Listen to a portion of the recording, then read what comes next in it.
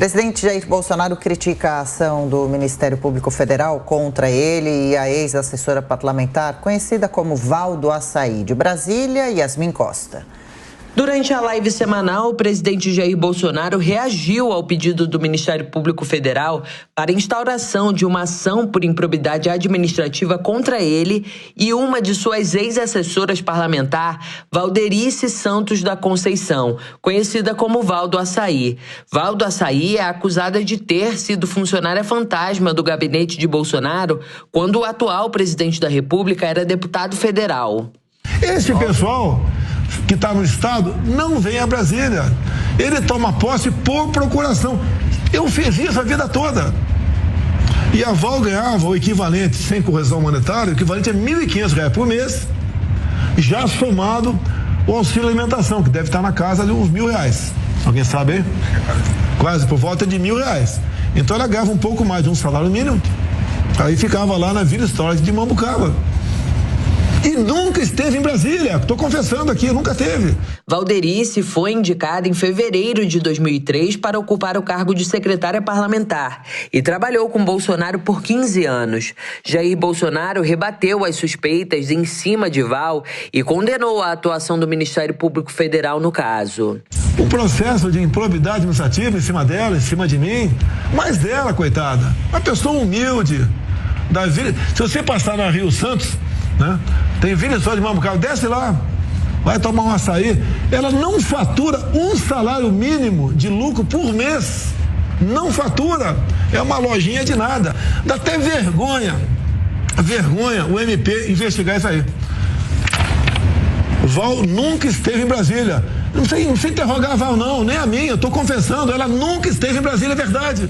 Ao propor a abertura da ação por improbidade administrativa, o Ministério Público pediu que o presidente e a ex-funcionária devolvam R$280 mil, valor correspondente aos salários recebidos ao longo de 15 anos em que Val esteve comissionada na Câmara. Olha, também conosco nessa manhã de sexta-feira, olá, Ricardo Salles. O presidente ontem na live ficou um pouco impaciente, até mesmo bravo com o assunto, disse que é um absurdo o MPF investigar o caso. Como você está vendo? É um absurdo realmente, tanto assunto importante para se dedicar a investigar e fazer avançar, vai para cima de uma moça muito simples, como nós vimos aqui nas matérias, e cuja lógica de funcionamento da assessoria parlamentar à distância é essa mesmo. Eu arrisco a dizer que quase 100% dos deputados federais, senadores, têm assessorias parlamentares, que é um nome muito bonito, mas nada mais é do que um cabo eleitoral, do que um assessor, né, na sua base. A pessoa está lá, essa senhora Val, está lá participando, ela própria foi dito, a Amanda aqui até comentou também, ela ia nas associações, nas reuniões, conversa com a população e manda os pleitos, telefona para o parlamentar para dizer, olha, aqui está acontecendo isso, aqui está acontecendo aquilo, aqui as pessoas estão criticando isso ou estão elogiando aquilo. Esse é o trabalho desse pessoal que fica na ponta. A pessoa ganha um salário mínimo. Quer dizer, esse virou o grande escândalo brasileiro, um salário mínimo. É o fim da picada, é ridículo. Nós temos que ter um pouco de senso, sabe? Coloca o presidente da República como se fosse uma ação de improbidade administrativa por causa de uma funcionária que faz exatamente o que fazem os assessores na base parlamentar de praticamente todos os parlamentares do Brasil e é o que a medida autoriza. É assim que é feito. Não tem absolutamente nada diferente. Se quiser mudar a regra, pode mudar a regra para todo mundo, mas enquanto for essa regra, todos fazem. E até faz um certo sentido, porque você ter assessores parlamentares, né, ter um funcionário na base onde o candidato é eleito, faz sentido para manter o contato com a população. Muitos deputados, ao longo do seu mandato, os 4 anos de mandato, viajam pela sua base eleitoral através justamente desses contatos, né, fazendo contatos organizados por essas pessoas.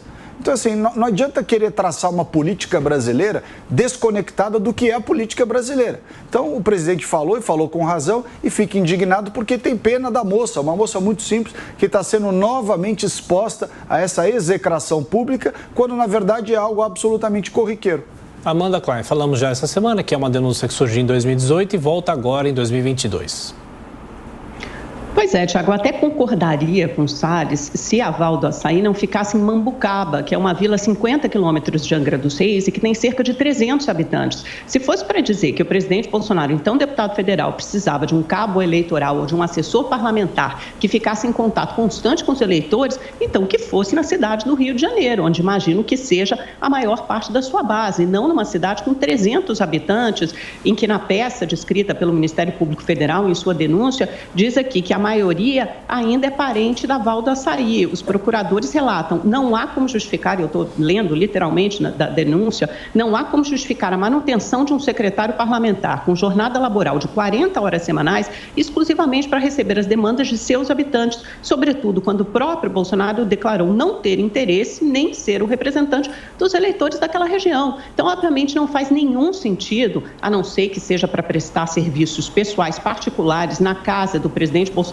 que coincidentemente fica naquela região, de manter uma assessora parlamentar cuja descrição da função também não tem nada a ver com ficar em Mambucaba, durante 15 anos, recebendo pouco mais de um salário mínimo, todos os outros benefícios e sacando grande parte dessa quantia em dinheiro, mais de 83% em dinheiro, também segundo consta na denúncia do MP. O principal ponto, o principal alvo dessa denúncia não é a Val do Açaí. O principal alvo dessa denúncia é o presidente da República, que pode ter mantido um esquema de funcionários fantasmas, pelo que indica a denúncia aqui em seu gabinete. Aliás, é uma prática semelhante ao que acontece, a acusação também demonstrava isso antes de ser completamente anulada pelo Superior Tribunal de Justiça, Flávio Bolsonaro, senador, filho do presidente da República no Rio de Janeiro. São esquemas que guardam semelhanças entre si, com saques de altas quantias em dinheiro e com funcionários que nunca compareciam, que nunca batiam um ponto e não prestavam as funções para as quais eram contratados. Tudo isso com dinheiro público, sendo que o presidente diz que no seu governo não há caso de corrupção e que há zelo com dinheiro público. Não é o que a gente vê aqui. Não, mas a Val não era funcionária do governo. Espera um pouquinho. Você está falando que o governo não tinha caso de corrupção. O que tem a Val com o governo? A Val não tem nada a ver com o governo. A Val era assessora parlamentar. Não tem nada a ver com o governo. Não, então não diga que... Claro, Salles. Claro. É que o presidente repete que há zelo com dinheiro público. Ele falou nessa semana, há zelo com dinheiro público e não há casos de corrupção no governo. Havia casos de corrupção, ou pelo menos de mau uso do dinheiro público, ao que tudo indica, a acusação aqui é de improbidade administrativa, anteriores ao presidente Bolsonaro assumir o cargo de presidente da República. Está claro que isso aqui aconteceu enquanto ele era deputado federal. Ô Zé Maria, qual o tamanho desse problema para o governo, hein? Lembrando que o governo já tem que lidar com a crise no MEC simultaneamente, e essa prática, apesar de comum no meio político, é legal? É uma prática legal. O que me assusta é o Ministério Público entrar na justiça contra acionar apenas o presidente Jair Bolsonaro. Olha, Adriana, eu tenho que dizer o seguinte, é um assunto constrangedor, mas muito legal aqui em Brasília. Eu sempre debati isso. O Congresso tem uma verba, o orçamento anual e gasta todo, de 12 bilhões e 500 milhões de reais. 12 bilhões de reais. Uma cidade que tem aí a média de 600 mil habitantes, com toda a sua complexidade de contratação de professores, de limpeza, de segurança e de tudo que envolve uma prefeitura, funcionários, tem um orçamento aí na faixa de 900 milhões a 1 bilhão de reais. Então, o Congresso, por exemplo, gasta o equivalente a 12 cidades assim. É muito dinheiro. É o único lugar do mundo onde o salário bruto é maior do que o salário líquido. Ou seja, quem é contratado por R$2.000 recebe normalmente R$4.000. Para se ter uma ideia, esse ticket de alimentação ultrapassa aos R$150 por mês, quase R$200 por mês. É evidente que é exagerado. Além disso, tem os auxílios alimentação, transporte e vários auxílios. E mais, cada parlamentar pode contratar até 70 assessores, tem R$180 mil para isso. Muita gente nunca veio a Brasília e é funcionário público, sim. Se todos os funcionários viessem trabalhar, Brasília não aguentaria, o Congresso não caberia. Um gabinete de um deputado não cabe os seus funcionários. Se todos forem trabalhar, não tem lugar. Ficam todos em pé, encostados um no outro e pronto.